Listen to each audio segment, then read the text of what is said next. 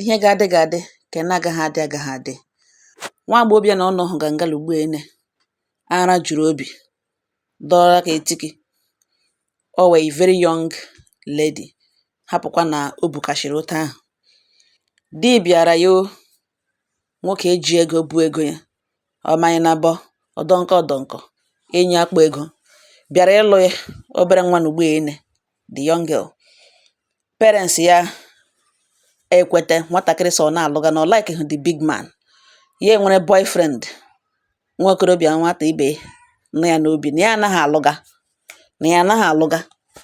Nne na nna ya so onye gwara ekwuo na onye enweghị take decision kedu onye wụ ya.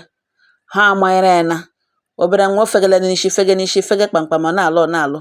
Nne na nna ya defeat ya force ya lụọ the big man. Ọ ya ka ha lụwakwara lụcha. N'ime marriage ya na enyi ya nwoke ahụ ka na-apịtọkwa, ha ka na-ahụkwa onwe ha, ha ka na-epirikwe, ha ka na-amịgharị ukwu ụlọ azụ ụlọ, ikwu mgbala, mkpomkpo window, ukwu unyere ebe niile. Amịgharịkatakwala ha o. Echiche ọjọọ abatazie ha na obi ke nwoke sị ka ha set the man up, pịnọ ya one corner, buru ego ke nwaanyị ekwete na ngwa. Ha plan ọnanụ ke nwoke akpụrụ ndị enyi ya ndị oshi ibe ya. Ha gara naanị ha mụta ha shiri mee ka ha buru ego the man. Polisi aka akpara ha. Ugbu a ajụwala ya sị oge ịlụ na ifu ndị na like ya nne na nna m manyere ya gị lụọ ya. Kwetezie gị na enyi nwoke ịgaga ewepụ ndụ ya. Buru ya sị no, na plan awụhụ ka egbuo ya egbuo, na the plan ya enwere with enyi nwoke wụ ka eburu ego ya. The idea of igbu ya egbu na ya adịghị aware of it. Ụmụnne m aka akụkọ a kọchara enweghị onye manụ ma asụsụ dịrị n'igbu the man, ka the man oshi azụ ụlọ laa dịka nwanne dem a shi azụ mgbala wụọ na Abuja. Enweghị onye ma otu o shiri wụọ, wụrụ ọ lara ya, wụrụ ọ laghị ya. Enweghị onye ma that part. Ele onye luzuru nnu ugbu a ne? Ọ wụ the big man na-enwebeghị onye ma ọ dị ndụ. Ọ wụ na ọ dị ndụ now. The lady fege n'ishi, imagine a young girl sị na ọ naghị alụga gị, na ọ like gị. Ị gara ịlụ nwaanyị, nwata nwaanyị gara alụ egbawu ọnụ aka na ọ like gị, na ọ naghị alụga. Gị nakwa ga-evisit ndị nne na nna ndị nwe ekpekpe ishi na ị ga-alụrịrị. Ugbu a na ọ na that man dị ndụ ugbu a na this lady na-aga na prison.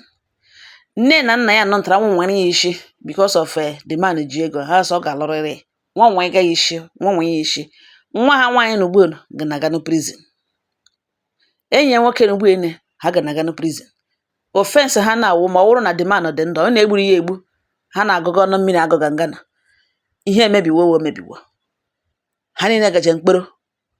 Ma ọkwa naanị ọ na judge ga-ekwu oke ha ga-ekete n'ọrụ ha rụchara onwe ha. Na ote big man shi kpakwa ego kpachatacha ahụhụ build onwe ya. Chọọ nwaanyị maara ihe ị ga-alụrụ. Chọọ nwaanyị dị mma, chọrọ onye chọrọ gị. Ya sị mba na ya chọrọ onye ya ga na-force ihe niile ya force. Onye ga-ele ya anya obi agba ya njọ. Because mmadụ ya na-abụghị ibiri n'ụlọ, nwaanyị agbawa ọnụ aka sị na ọ like ṅụ. That marriage, in fact, o kwesịghị ka ọ dịrị adịrị, o kwesịghị ka eme ya establish at all, o kwesịghị ịdị. Mana ọ gara n'ihu thinking that ego ya ga-enye ihe niile ya chọrọ. Ma onye ahụ ọ chọrọ ya ma onye achọghị ya. Ọ wụchakwuo ya wụrụ nwaanyị onye gị na ga-ebi n'ụlọ as wife, nwunye gị. Onye ị chọrọ ibi with somebody so ọ chọghị gị. Ya were gaa pọmpụ ndị nwe ya kpatakpa ire nwa ha nọ mgbere aja, trade by barter, the highest bidder. O bu ego. Nwa ya nwatakịrị isi, nwa ya isi ya ga nga nọ n'ime marriage ezuzukwe. Disgrace onwe ya bụ ya na enyi ya nwoke na-apịtọkwa. Akwa pịtọchana life the man anọrọzi on the line, decide ya ihe a ga-eme notation eme. And ọ ga-adịzi big man ikpokpotele enemy, somebody na-like ṅụ, na-ahụ ọṅụ n'anya needing around him or her. That person gwa na enemy. Ya na ya ebirila already in the name of nwunye. Ihe ọbụla enyi ya nwoke planụrụ, ha ga-execute ya successfully because gịnị? Ọ wụ internal mole. The man plantụrụ onwe ya na ọ nwunye. Ọkwakọcha ihe na ugbo ene, ọ wụ na the man dị ndụ, fine. Ọgwa na ọ dịghị ndụ mabụrụ dị mkpa ga-elie, ọ gịnị kpatara ya? Ọ hụrụ ụmụ agbọghọbịa ahụ ndị dị ma chọsị mba na ọ wụ onye ka na-achọ ya wụ onye ọ chọrọ. Onye ọbụla kpachapụ anya, ndị nne, ndị nna especially. Nwa nwaanyị ọwụhụ business akpọsara as usual. ị mụrụ nwaanyị mụrụ nwoke, zụọ ụmụ gị ọfụma, mee ha ka ha tolite rute n'ịma ihe bara ihe dịrị ha mma na nke na-adịrị ha, nke ihe dị mma for them and ihe na-adịghị ha mma for them. Inwe nwa toro eto dị mature maara ihe, iji ihe.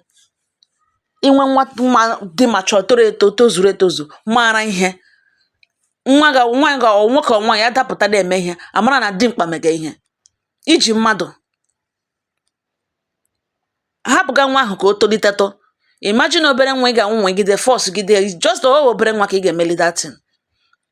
Ị gaghị asị m na this lady eruole at least o ruole 28 years nne na nna ya na-force ya, even 25 ị gaghị force ya, 30 ị gaghị force ya, at least adịla mature enough to take decision.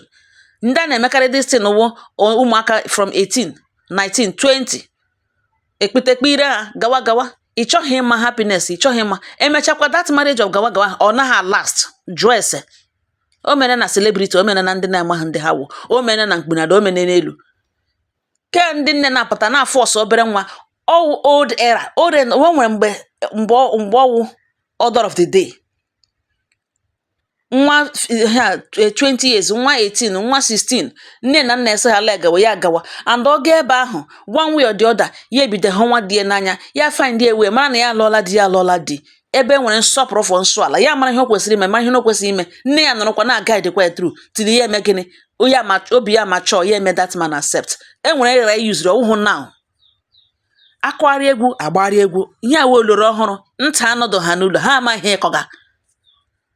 Ha amaghị ha ese ndụdụ iyi na-ekwu ire a ịkọgara onwe gị. Sometimes gị wụ nne na nna na-ekwu ụdịka this type of girl na mma ya na-agwa ya gawa, enyi nwoke na-agwa ya ka ọ anụ ke nne na nna ekwu ga ha anụ ya. Ha hụgodi dị mmadụ n'ime that big man, nwa na-aga ahụta because gịnị, enyi nwoke kerekwu enyi nwoke n'azụ ụlọ na-akọgharịrị egwu. This man ga-asụcha kọcha mkpụrụ ya, ya were abalị gba buo sha wụọ ya fekasha ebe niile, ọ warụ ha. Mana hapụga nwa nke o tozuo, mgbe ahụ ọsọ ọ naghị aga gị gwa the big man nwa onye tụrụ ya time ọ ka wụ obere nwa. Mana ime na force nwa nwa ege the big man ekwere nwa nwụtara ya na ọ wụ ya na akụkọ ya wụ otu ugba ka ọ na-eche akọ ya. Tetere ugbo etere ose da mere ji a ga-akọkashi, ọ ga-apụtarịrị because ọnwụ ha ebe obi ya nọ, ọ ka dị young, ọ dị very young, ọ maghị ha na-akọ dị na marriage. Ụmụnne m, ọ na-ahụ na nọ onye ọbụla mara ka dị mma mee ha na-eji ahụ ebusa ka onye chọrọ imenụ ka o leruo anya so ahụkwala m ebe akụkọ unu mere, n'ihi na ọ ihe mere onye ọzọ ka ndị ọzọ ji mụrụ akụ. Udo dịrị unu.